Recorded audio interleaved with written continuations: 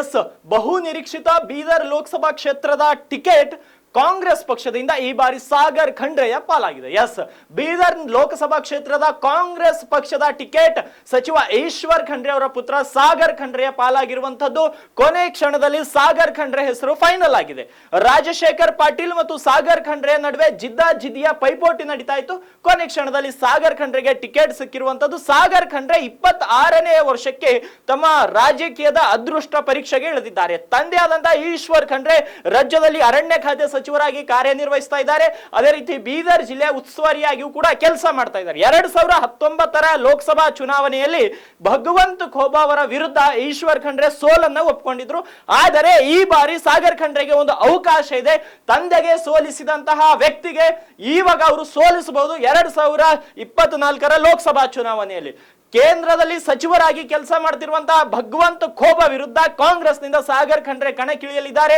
ಈಶ್ವರ್ ಖಂಡ್ರೆ ರಾಜ್ಯದಲ್ಲಿ ಸಚಿವರಾದ್ರೆ ಕೇಂದ್ರದಲ್ಲಿ ಭಗವಂತ ಖೋಬಾ ಕೂಡ ಸಚಿವರಾಗಿದ್ದಾರೆ. ಹಾಗಾಗಿ ಕೇಂದ್ರ ಸಚಿವರು ಗೆಲ್ತಾರ ಅಥವಾ ರಾಜ್ಯ ಸಚಿವರ ಪುತ್ರ ಗೆಲ್ತಾನ ಅನ್ನೋದು ಬೀದರ್ನಲ್ಲಿ ಸಾಕಷ್ಟು ಕುತೂಹಲವನ್ನ ಕೆರಳಿಸಿದೆ. ಬಿಜೆಪಿ ಇಲ್ಲಿ ಈಗಾಗಲೇ ವಾತಾವರಣ ಅಷ್ಟೊಂದು ಸರಿಯಾಗಿಲ್ಲ.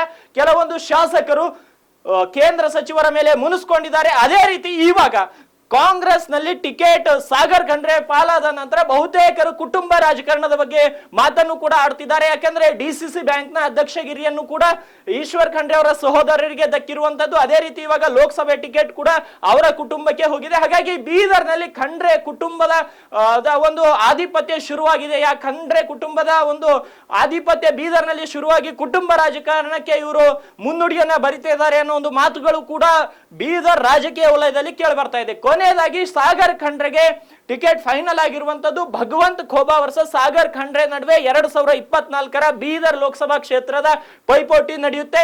ಯುವಕರಾಗಿರುವಂತಹ ಸಾಗರ್ ಖಂಡ್ರೆಯನ್ನ ಕೇಂದ್ರ ಸಚಿವ ಭಗವಂತ ಖೋಬಾ ಮಣಿಸಿ 3ನೇ ಬಾರಿಗೆ ಪಾರ್ಲಿಮೆಂಟ್ಗೆ ಎಂಟ್ರಿ ಕೊಡ್ತಾರ, ಇಲ್ಲ 26ನೇ ವರ್ಷದಲ್ಲಿಯೇ ರಾಜಕೀಯ ಅದೃಷ್ಟ ಪರೀಕ್ಷೆಗಳಂತಹ ಸಾಗರ್ ಖಂಡ್ರೆ ಗೆಲ್ತಾರ ಅನ್ನೋದು ಸಾಕಷ್ಟು ಕುತೂಹಲವನ್ನ ಕೆರಳಿಸಿದೆ. ಕ್ಯಾಮ್ರಾ ಪರ್ಸನ್ ಸಂತೋಷ್ ಜೊತೆ ಕದಂಬ ನ್ಯೂಸ್, ಬೀದರ್.